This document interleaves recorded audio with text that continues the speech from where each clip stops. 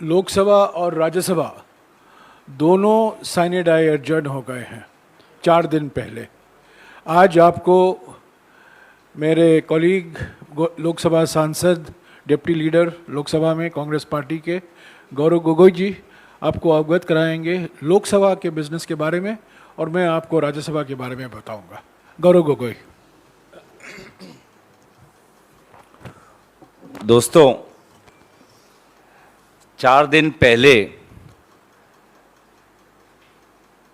Parliament को साइनाडाइन अडजर्न करके भाजपा बुरी तरीके से एक्सपोज हो गई है कि इस सत्र में वो मुद्दे से भागना चाहती थी। हम पर इल्ज़ाम लगाते हैं कि कांग्रेस पार्टी के कारण विषयों पर चर्चा नहीं होती, और स्वयं उन्होंने आज इस हफ्ते में जब हम चर्चा कर सकते थे, मुद्दों को उठा सकते थे, बिल को लोकसभा राज्यसभा में पारित कर सकते थे, तो क्या क्या उन्होंने वो भाग गए। और यही आज कांग्रेस पार्टी जताना चाहती है देश को कि पार्लियामेंट जो वो मंच है जहां पे सत्ताधारी सरकार समाज के प्रति जिम्मेवारी हो, आज भाजपा अपने विफलताओं के कारण लोगों से भाग रही है, जनता से भाग रही है। बहुत से मुद्दे थे जो हम संसद में उठाना चाहते थे। सरकार की जवाब, सरकार की राय और सरकार की उत्तर की मांग थी हमारी कि अग्निपथ किस प्रकार से हमारे राष्ट्र सुरक्षा को कमजोर करता है, उस पर कांग्रेस पार्टी अपनी बात रखना चाहती थी कि अग्निपथ के कारण आने वाले समय में बेरोजगारी की समस्या को और गति मिलने वाली है। इस बात को हम सरकार के सामने रखना चाहते थे, लेकिन बार बार हमारी मांगों को खारिज किया गया। इंडिया और चाइना के बीच में, भारत और चीन के बीच में लगभग 16 बार मीटिंग हो चुकी है, लेकिन आज भी 2020 से पहले जहां पे हमारे ट्रूप्स स्टेटस को एंटी के तहत जहां पेट्रोलिंग करते थे, आज पेट्रोलिंग नहीं कर पा रहे। इस पर सरकार 16 बार मिल चुके हैं, तभी भी भारतीय सेना को वो पहली जैसी उनको आज़ादी नहीं मिली पेट्रोलिंग करने के लिए, देश की सीमाओं को सुरक्षा करने के लिए। इस मुद्दे से भाजपा भागना चाहती थी, 5G के ऑक्शन से भागना चाहती थी कि किस प्रकार से 1-2 कंपनियों को हमने सत्र से पहले सुना था कि श्रीलंका में प्रधानमंत्री जी ने स्वयं एक विशेष कंपनी को सिफारिश की थी। इस मुद्दे से वो भागना चाहते थे। भाजपा पूरी तरीके से एक्सपोज हो गई कि जब हमने उनके पैर खींचकर प्राइस राइज पर जब हमने चर्चा शुरुआत करवाई, तो भाजपा के पास कोई उत्तर था ही नहीं। भाजपा को महंगाई दिखती नहीं है, वित्त मंत्री को महंगाई दिखती नहीं है। वो अलग बात है कि सरकार के आरबीआई गवर्नर स्वयं बोलते हैं कि आज के तारीख में जो इन्फ्लेशन है वो संयम से ज्यादा अनएक्सेप्टेबली हाई है। पर वित्त मंत्री अगर आप जवाब देखें तो वो बात करेगी यूक्रेन की, वो बात करेगी बांग्लादेश की, वो बात करेगी श्रीलंका की, वो बात करेगी इतिहास की। लेकिन उनके सरकार ने क्या कदम लिए मूल्य वृद्धि को, प्राइस राइज को कम करने के लिए, उस पर कोई जवाब नहीं आया उनसे। और जब भी हम जवाब मांगते हैं तो सरकार का रवैया होता है कि बुलडोज करो पार्लियामेंट को, निकाल दो सांसदों को। 4 सांसद को एक बार निर्णय लिया गया कि पूरे सत्र के लिए उनको निलंबित किया गया था। इस प्रकार का नीति प्रश्नकाल में अगर आप देखें तो मंत्रियों से आजकल जवाब नहीं, मंत्रियों से हमको धमकी सुननी मिलती है। आप में से कितने लोग कल थे मुझे पता नहीं, लेकिन कॉर्पोरेट अफेयर्स के मंत्री ने जिस प्रकार का असंसदीय भाषा का प्रयोग किया, उसकी हम कड़ी निंदा करते हैं। मैंने स्वयं देखा कि पार्लियामेंट अडजर्न होने के बाद उनके मंत्रीगण, उनके पुरुष सांसद, महिला सांसद ने किस प्रकार से अमानवीय व्यवहार किया था श्रीमती सोनिया गांधी जी के साथ, वो स्वयं मैंने देखा है।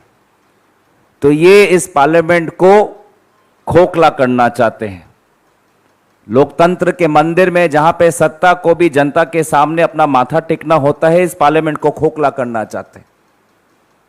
पर कांग्रेस पार्टी लड़ती रही लोगों के लिए। जहां पर हमने देखा कि प्राइस राइज पे सरकार ने कोई ठोस कदम चर्चा के बाद नहीं उठाए, तो हम निकले, सड़क पे निकले। राष्ट्रपति भवन जाते वक्त हमें अरेस्ट किया गया। हमने काले कपड़े पहनकर हमने सरकार के आंखें खोलने की कोशिश की कि सरकार कितनी विफल है। जब हमने देखा कि ईडी का किस प्रकार से दुरुपयोग हो रहा है, तो हमने ईडी के खिलाफ, ईडी के राजनीतिकरण के खिलाफ हमने विरोध किया, प्रोटेस्ट किया, अरेस्ट हुए। भाजपा सोचती थी कि हमको 12-12 घंटे, जयराम जी को कहीं यूपी के कोने में, मुझे कहीं हरियाणा के कोने में किसी पुलिस थाना में रोककर, कांग्रेस पार्टी के सांसदों को रात के 12 बजे 1 बजे तक रोककर कांग्रेस पार्टी को थका देंगे, तो ये इनकी भूल थी। हमने अंत तक अपनी बात जोर से रखी और इस भाजपा के जो एजेंडा, जो था ही नहीं, एजेंडालेस सत्र चलाना चाहते थे, उसको हमने एक्सपोज किया। प्राइस राइज पर इनका कोई उत्तर नहीं था, वो हमने एक्सपोज किया। मुद्दे से जो वो भागना चाहते थे और इसलिए 4 दिन पहले उन्होंने सत्र को भंग किया, वो हमने एक्सपोज किया। ईडी का जिस प्रकार से राजनीतिकरण, वो हमने एक्सपोज किया और हमने दिखा दिया कि संसद से सड़क तक हम देश के मुद्दों के लिए लड़ने के लिए हम तैयार हैं। और खास करके कल हमने इलेक्ट्रिसिटी अमेंडमेंट बिल को लोकसभा में पारित नहीं होने दिया। ये बिल बहुत ही खतरनाक है, किसानों के खिलाफ है। भाजपा ने इससे पूर्व झूठे दिलासे दिए थे किसान आंदोलन को कि वो बिल नहीं लाएंगे, लेकिन दोबारा उन्होंने यू टर्न मारकर कल बिल लाने की कोशिश की, पारित करने की कोशिश की। हमारे विरोध के कारण इस बिल को स्टैंडिंग कमेटी में भेजा गया और हम आज भी इस हफ्ते और बिलों पर चर्चा के लिए हम तैयार थे। कंपटीशन बिल वो लाए, हम तैयार थे। मैरीटाइम प्राइवेसी बिल पे हमारे स्पीकर्स तैयार थे। लेकिन भाजपा संसद की जो वास्तविक जो इसका उद्देश्य है, जवाबदेही जनता के प्रति, उससे वो आज जो उनके पास ना कोई जवाब है, ना कोई संकल्प है, उस बात को छुपाने के लिए उन्होंने पहले ही 4 दिन पहले इस पार्लियामेंट को अडजर्न साइनेडाइन कर दिया। तो मुझे लगता है कि कांग्रेस पार्टी ने बहुत से चीजें, भाजपा के जो उनके जो काले कारतूते हैं, हमने जनता के सामने पर्दाफाश किया। तो वहीं पे मैं अपनी लोकसभा की बात रखना चाहता हूं और जयराम जी हैं वो अपनी बात रखेंगे। शुक्रिया गौरव।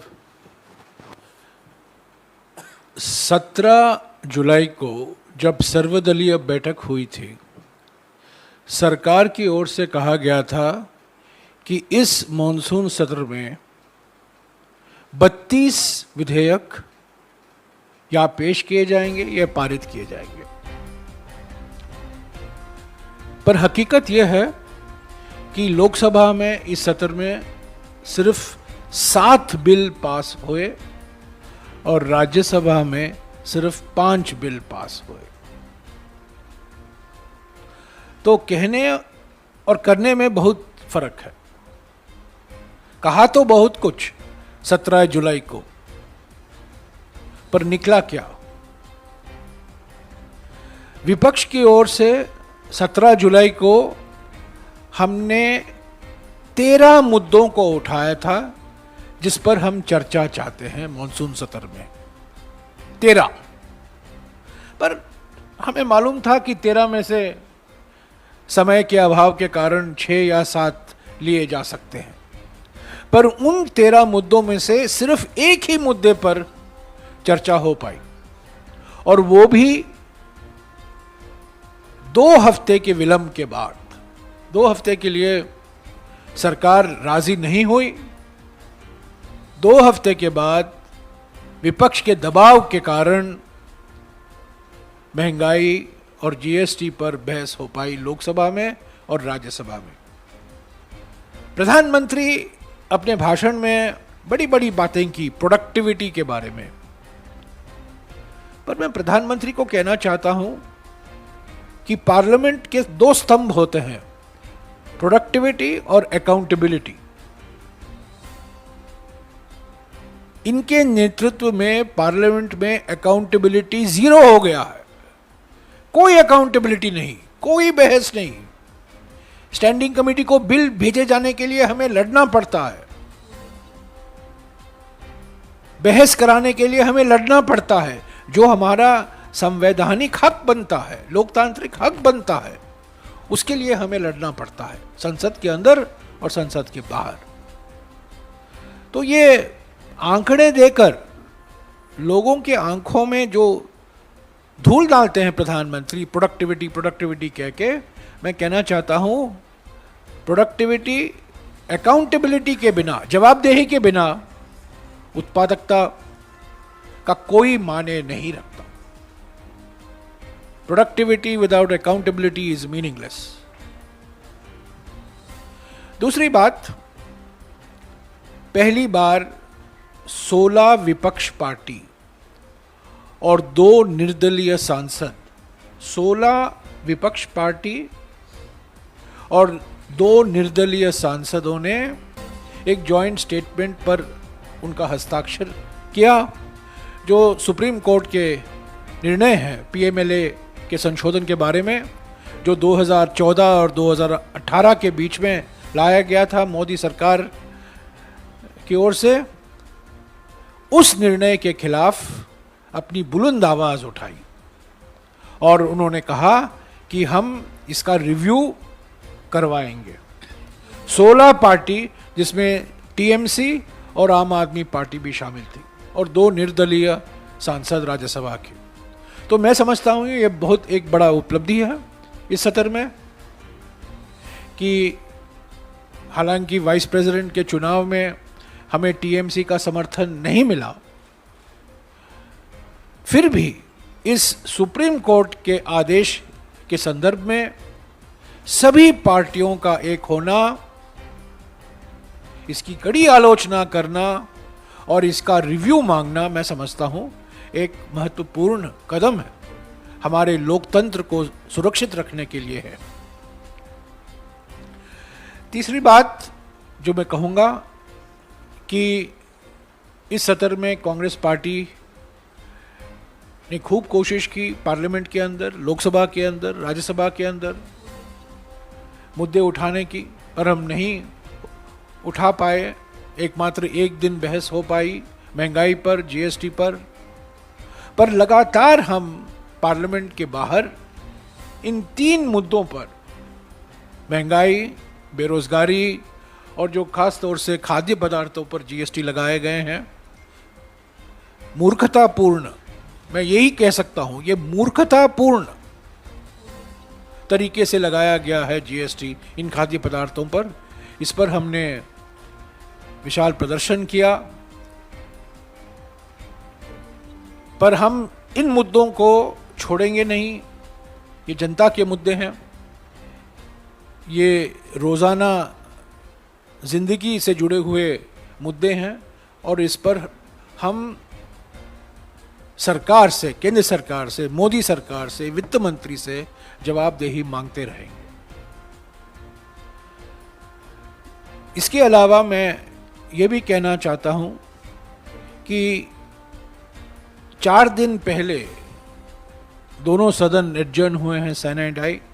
ये बात सही है कि इन 4 दिनों में 2 दिन छुट्टी दिन थे, पर विपक्ष तैयार थी 10 तारीख को वापस आने के लिए और 12 तारीख को वापस आने के लिए, क्योंकि कुछ ऐसे बिल थे जो लोकसभा में पारित हुए थे और राज्यसभा में पारित होने वाले थे, और कुछ ऐसे बिल थे जिसका जिक्र अभी अभी गौरव गोगोई ने कहा ने किया कि वो बिल इंट्रोड्यूस भी किया जा सकता था और पारित भी किया जा सकता था, पर वो हो नहीं पाया।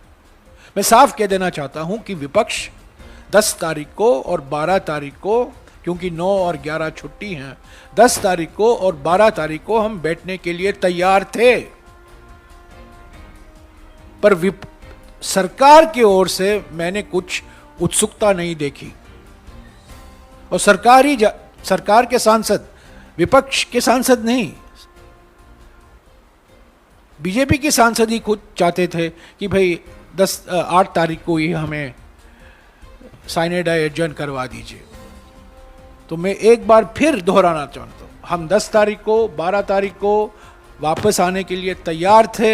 हम चाहते थे कि ये बिल पेश किए जाए लोकसभा में, राज्यसभा में, इस पर चर्चा हो, ये पारित हो, पर ये नहीं हो पाया, क्योंकि सरकार की ओर से कोई ऐसी मुझे ऊर्जा नहीं दिखाई दी, कोई दिलचस्पी नहीं दिखाई दी कि वो सेशन 12 तारीख तक चलाना चाहते हैं।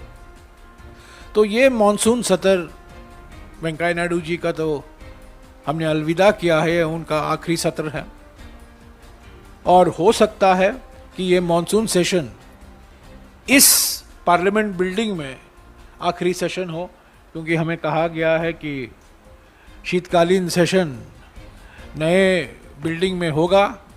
वो होगा कि नहीं वो हमें वक्त ही बता पाएगा।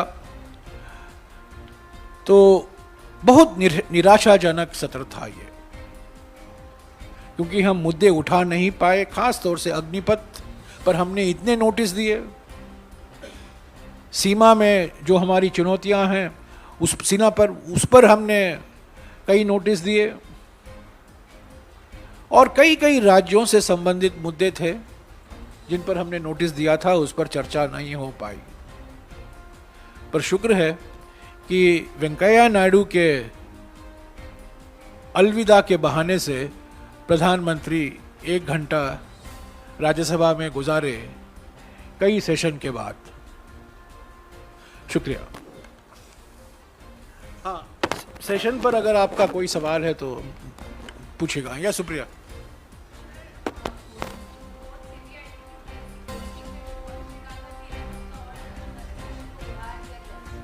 बिल्कुल, हमने कहा था अगर बढ़ाना चाहते हैं बढ़ाइए, पर पहले तो 10 तारीख और 12 तारीख के जो बिजनेस हैं उसको तो खत्म कीजिए।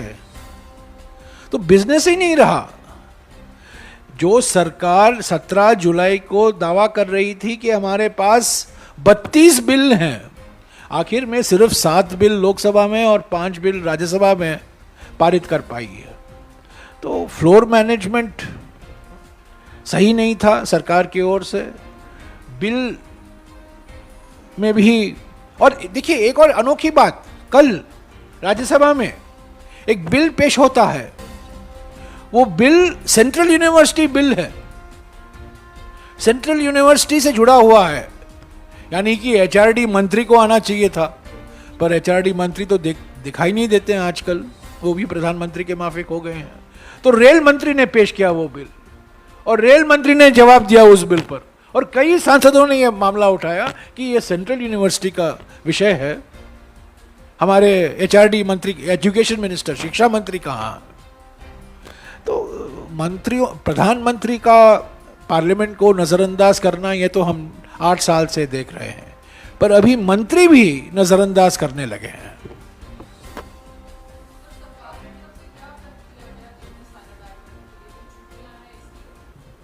कारण ये दिया गया था कि बीजेपी सांसद कह रहे हैं कि 11 तारीख को रक्षाबंधन है, तो हम 12 तारीख को लौट नहीं आएंगे, क्योंकि वो छुट्टी का माहौल है, छुट्टी का मूड है।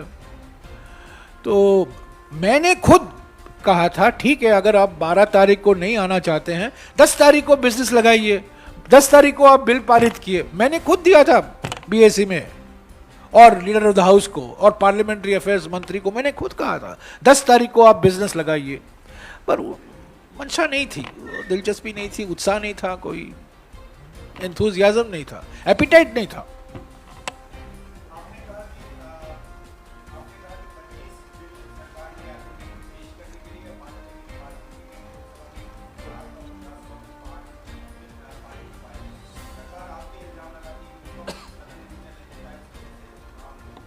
हमने कहा था पहले दिन 18 जुलाई से हमने कहा था कि पहले बिजनेस लोकसभा में और पहला बिजनेस राज्यसभा में महंगाई पर चर्चा होना चाहिए। सबसे बड़ा मुद्दा हमारे सामने महंगाई का है, जीएसटी का है, बेरोजगारी का है, आर्थिक मुद्दे हैं, उस पर हमने चर्चा नहीं की है। हमने कहा था इस पर चर्चा कीजिए, 4 घंटे का चर्चा कीजिए। 4 घंटा माने वो 4 घंटा 6 घंटा हो जाएगा। 2 हफ्ते तक सरकार अडिग रही, मानी ही नहीं। जब चर्चा हुआ उसके बाद सदन चलने लगा, चर्चा के बाद सदन चलने लगा। अगर मान लीजिए 19 तारीख को, ठीक है 18 तारीख को राष्ट्रपति का चुनाव था, अगर 19 तारीख को या 20 तारीख को सरकार मान लेती कि महंगाई पर हम चर्चा करेंगे, उसी दिन क्या होता था? आसमान नहीं गिर जाते। हम अपना जो हमें कहना है हम कहते, जो सरकार की ओर से जो कहना वो कहते, और 4, 5, 6 घंटे चर्चा हो जाती। पर उन्होंने माना नहीं। 2 हफ्ते बाद चर्चा करवाई लोकसभा में और राज्यसभा में। इसमें मैं एक बात जोड़ना चाहूँगा कि सरकार का ये तर्क झूठा साबित हुआ, वो इस हफ्ते पता चल गया। क्योंकि अगर वास्तविक में कांग्रेस पार्टी ने उनके काम में बाधा डाला होता तो अब जब सत्र चल रहा है तो वो बिल वो क्यों नहीं लाए राज्यसभा में? वो बिल जो वो लाना चाहते थे, पारित करना चाहते थे, वो क्यों नहीं पारित हुए लोकसभा में? कल 12 बजे तक हम बैठते, 10 तारीख को 12 बजे तक बैठते। तो ये जो तर्क है, ये तर्क आज सरकार ने खुद ही के तर्क का उन्होंने उसको धज्जियां उड़ा दी। मैंने वाइल्ड लाइफ अमेंडमेंट बिल है, लोकसभा में पारित हुआ, वो राज्यसभा पर लंबित है। मैंने खुद कहा कि आप बुधवार को आइए, इसको पास करवाइए, बाद में एडजर्न कराइए, पर वो भी नहीं माने। वो अलग से बात करेंगे, अभी पार्लियामेंट की बात हो रही है, अभी पार्लियामेंट जोड़ो की बात हो रही है।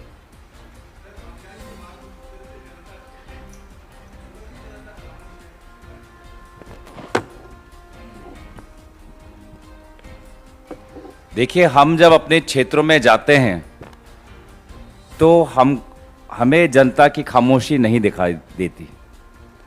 हम जब क्षेत्र में जाते हैं तो लोगों के बीच आक्रोश, महिलाओं के बीच निराशा, छोटे दुकानदार के घर में अंधकार, ये हमें दिखाई देता है। तो जनता बोल रही है, अगर मुंह से नहीं तो आंखों से तो बोल रही है। तो इसीलिए उनका जो दर्द है हम देख पाते हैं। अफसोस है कि भाजपा नहीं देख पाती। और जैसे कि मैंने दोबारा कहना चाहूंगा कि आप भाजपा के सांसदों का भाषण सुने, कहां है महंगाई? महंगाई नहीं है, कांग्रेस पार्टी को महंगाई दिखती है। मैं उनको विनम्रता से बोलना चाहूंगा कि आरबीआई गवर्नर का भाषण तो सुन ले, हमारा ना सुने तो आरबीआई गवर्नर का तो सुन ले। आज इंटरेस्ट रेट क्यों हाइक कर रहे हैं 50 बेसिस पॉइंट, और आने वाले समय में और करना चाहते हैं? क्यों कर रही है अगर आरबीआई ऐसे काम, अगर इन्फ्लेशन नहीं है? क्यों आरबीआई बोल रहे हैं कि अनएक्सेप्टेबल हाई इन्फ्लेशन है? चलो माना आरबीआई ने तो कुछ काम किया, इंटरेस्ट रेट तो बढ़ाए 50 बेसिस पॉइंट। सरकार ने क्या काम किया? सरकार की तरफ से क्या कदम दिखाई दिए? कुछ नहीं। और बहुत ही अफसोसजनक वित्त मंत्री का भाषण लोकसभा और राज्यसभा में व्यक्तिगत आरोप के अलावा उनके भाषण में कुछ नहीं था। मांगे दो थी, सीधा गैस के सिलेंडर के दाम घटाओ और जो जीएसटी लगाया गया है खाद्य पदार्थों पर उसको हटाओ। ये दोनों मांगों पर बहस हुई। हमारी ओर से हमने ये मांगें की पर सरकार मानी नहीं, वित्त मंत्री मानी नहीं। हाँ सर,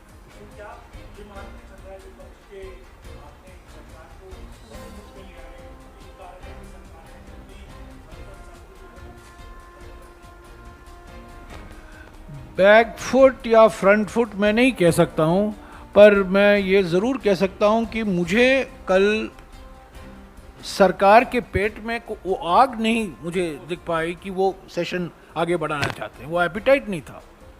जब सरकार की ओर से ही लोग कह रहे हैं आज साइनेड आए, आज साइनेड आए, आज साइनेड आए, साधारणतः विपक्ष कहती है एडजर्न करा दीजिए, पर इस बार डीएमके, टीएमसी, कांग्रेस, आम आदमी पार्टी, वामपंथी सभी कह रहे थे नहीं नहीं 10 को आइए, वापस 10 को आइए, पर सरकार मानी। सरकार नहीं चाहती थी, वो चाहते थे इसे एडजर्न करा दो। 9 को छुट्टी है, 10 तारीख वेंकैया जी का आखिरी दिन है, 11 तारीख जगदीप धनखड़ साहब का शपथ ग्रहण होगा और 12 तारीख को छुट्टी ही है ऐसी।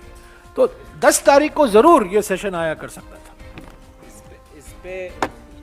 इस पे मैं एक और बात जोड़ना चाहूँगा कि जब सत्ता पक्ष से संसद के तारीख बन रहे थे तो क्या उनको नहीं दिखाई दिया कि इस हफ्ते में 2 हमारे त्योहार है, मुहर्रम है, रक्षाबंधन है? उनको पहले नहीं पता था? उनको पहले नहीं पता था कि आखिरी हफ्ते में उपराष्ट्रपति को लेकर राज्यसभा के कुछ नियम हैं? तो ये सब जानते थे, ये मत समझिए कि वो नहीं जानते थे, ये सब जानते थे, पर उनको पता था कि इस मॉनसून सेशन में price rise, Agnipath, India China, 5G, बाढ़, कितने सारे मुद्दे हैं। ईडी को लेकर आज असम बार बार, कभी झारखंड, कभी महाराष्ट्र में अगर सरकार गिरानी हो तो असम के भाजपा के मुख्यमंत्री बहुत आगे होते हैं आजकल। तो ये सब मुद्दों से भागना चाहते थे क्योंकि उनके पास कोई विकल्प नहीं था। सब पता था कि आज ट्यूसडे और थर्सडे 2 दिन छुट्टी होने वाली थी, तो पहले तो पार्लियामेंट आगे तक चलाते या उससे पहले शुरुआत करते। तो ऐसा नहीं है। तो ये जो मैं बार बार कहता हूं कि विपक्ष ने सत्ता पक्ष की जो ये जो मुखौटा है कि वो चलाना चाहते, उत्पादकता की बात करते हैं, वो सारा हमने उखाड़ दिया है।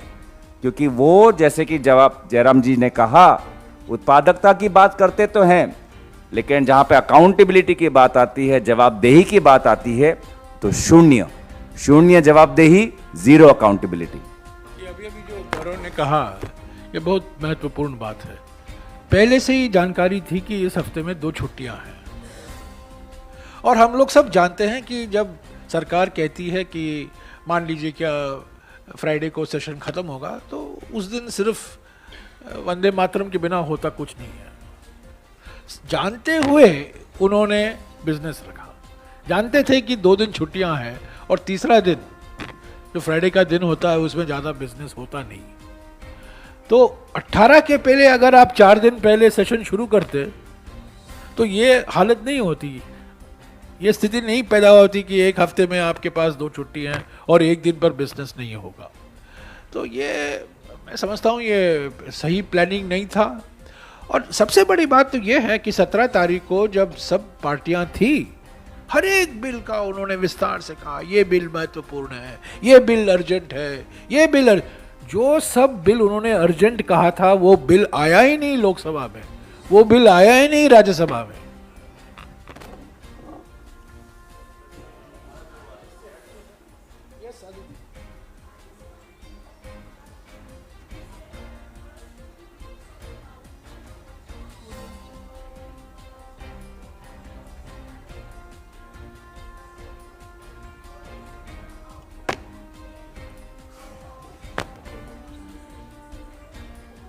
Aditi, our demand was we must start the session with a discussion on price rise. The first item of business in Lok Sabha first item in business in Rajya Sabha should be a discussion on price rise and GST. That was our simple demand. That was not agreed to for 2 weeks. And 2 weeks later, the session started with a discussion on price rise and GST. So for 2 weeks, the government stalled and then finally agreed to a discussion in Lok Sabha and Rajya Sabha. What is the benefit to the opposition? I told you the main benefit to the opposition in this session,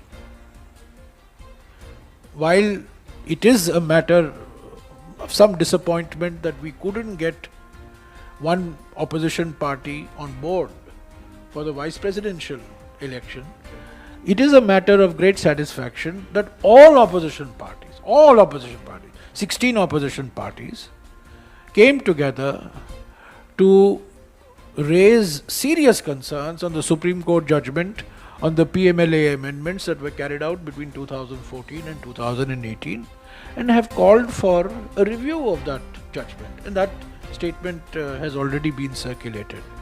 I think the second most important outcome of this session for the Congress party is that the Congress party is now in mobilization mode. We are agitating not only in Parliament, but there are limits to agitation in Parliament, because our job in Parliament is to allow Parliament to run, not to disrupt Parliament. Incidentally, 1.5 days was lost because of disruption by the government, not because of the opposition. The opposition, the ruling party in Lok Sabha, ruling party in Rajya Sabha disrupted both houses for 1.5 days, demanding an apology from the Congress president on a statement made by our leader in the Lok Sabha. It was not, in spite of him having apologized orally and apologized in writing. So it's extraordinary that sessions are being disrupted because of the treasury benches. So I think it was a great benefit to the Congress party that our protest on the 5th certainly put the government on back. आपने back foot का जिक्र किया. Certainly 5 तारीख के बाद, 5 तारीख के शाम को तो गृह मंत्री तो बिल्कुल बैकफुट पर थे और दिखाई भी दिए.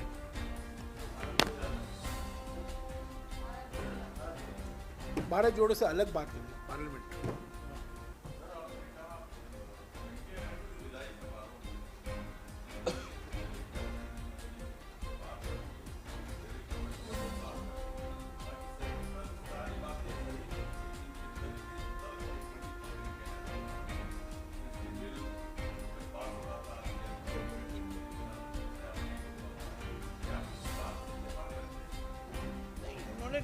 डेरिक ओब्रायन ने तो कुछ गलत नहीं कहा.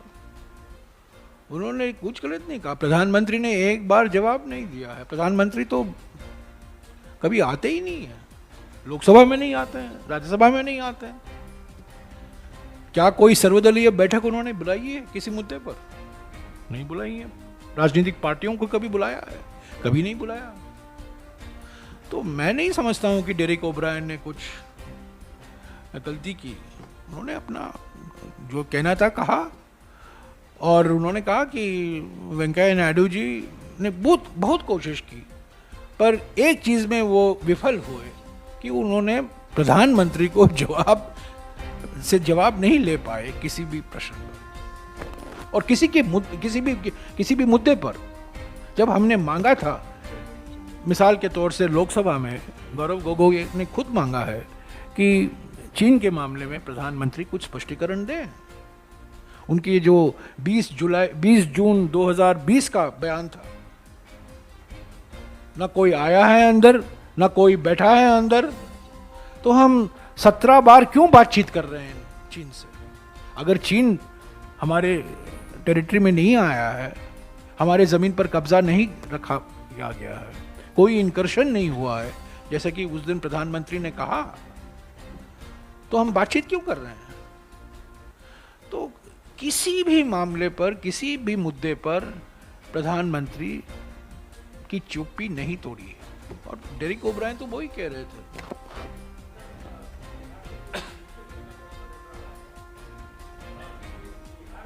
नहीं यार, बिहार बाद में यार। हाँ, पार्लियामेंट पार्लियामेंट पार्लियामेंट। हाँ, पार्लियामेंट पार्लियामेंट में है। अभी डिप्टी चेयरमैन को भी विदा करना पड़ेगा। अभी बाद में बैठ के कौन से, वो बाद में, अभी इस पर बार एक मतलब one press conference one issue.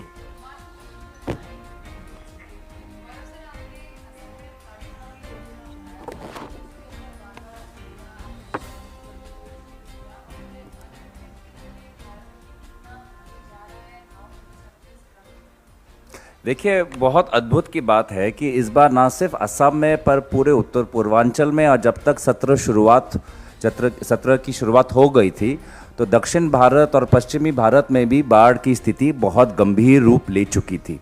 इसके बावजूद भी गृह मंत्री से कभी भी एनडीआरएफ क्या कर रहा है, भारत सरकार क्या कर रही है, किस प्रकार का तैयारी है, हमने नहीं देखा। आपने स्वयं देखा कि मणिपुर में लैंडस्लाइड के कारण कितने लोग मर गए।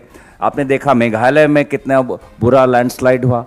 आपने देखा असम में किस प्रकार से बाढ़ आई। सिलचर में लोगों के पास पीने का पानी नहीं था, और जिस समय सिलचर में पीने का पानी लोगों को नहीं मिल रहा था तो भाजपा क्या कर रही थी, महाराष्ट्र से विधायकों को लेकर असम के एक होटल में उनको वहां पे 5 स्टार ट्रीटमेंट दे रही थी। शायद हो सकता है कि ये सब मुद्दे चर्चा में आते और इसीलिए उन्होंने बाढ़ पे चर्चा नहीं मांगी, क्योंकि मैंने तो मांगा था 193। पहली बार मैंने देखा कि जहाँ पे पूरे देश में होता क्या है कि इस समय असम और बिहार में कहीं 2 राज्यों में बाढ़ होता है और बाढ़ की स्थिति को लेकर चर्चा होती है, लेकिन इस बार असम, मेघालय, मणिपुर, दक्षिण भारत, पश्चिमी भारत पूरा लैंडस्लाइड, कटाव और बाढ़ के कारण पूरा देश ग्रस्त था, लेकिन गृह मंत्री ने एक बार भी किसी भी रूप पर उनकी सरकार क्या कर रही है नहीं बताई। ना बाढ़ देखने वो असम गए, ना मणिपुर गए, तो कोई नहीं। तो बस जब राजनीति करनी होती है, सरकार गिरानी होती है, विधायकों को 5 स्टार होटल दिखाना होता है, तब असम की याद आती है। लेकिन जब बाढ़ और कटाव होता है तो असम, मणिपुर और मेघालय जो उत्तर पूर्वांचल, तब वो भूल जाते हैं। सत्ता के लिए उत्तर पूर्वांचल प्यारी है, लेकिन जब कष्ट में उत्तर पूर्वांचल के लोग हैं तब दिल्ली हमसे बहुत दूर है।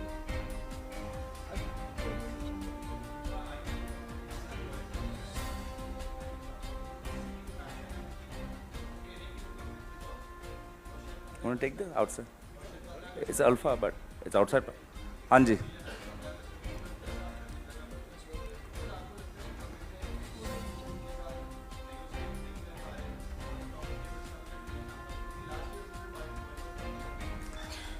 Not only in Assam, but आप असम में भी देखें, नागालैंड में भी जो नागा ग्रुप के साथ जो टॉक्स चल रही है वो भी टॉक्स आगे नहीं बढ़ी। असम में भी जो टॉक्स आगे नहीं बढ़ी, इनफैक्ट पीछे हट गए हैं, एक कदम पीछे नागालैंड में भी हट गए हैं। मणिपुर में भी जयराम जी वहाँ पे थे। मणिपुर में इस निर्वाचन में किस प्रकार के इंसर्जेंट अंडरग्राउंड ग्रुप ने उभर के आके लोगों को वोट देने से रोका गया, इस बार भी हमने मणिपुर में भी देखा। तो उत्तर पूर्वांचल में जो अंडरग्राउंड आउटफिट्स है, जो एक होना चाहिए, जो सरकार की तरफ से जो कदम होने चाहिए सिचुएशन को और अच्छा करने के लिए, बेहतर करने के लिए, उस प्रकार के कदम हमने नहीं देखा। क्योंकि जैसे कि मैंने पहले कहा, उत्तर पूर्वांचल की याद सिर्फ सत्ता के समय याद आती है, कष्ट के समय, विपद के समय, आपदा के समय याद नहीं आती।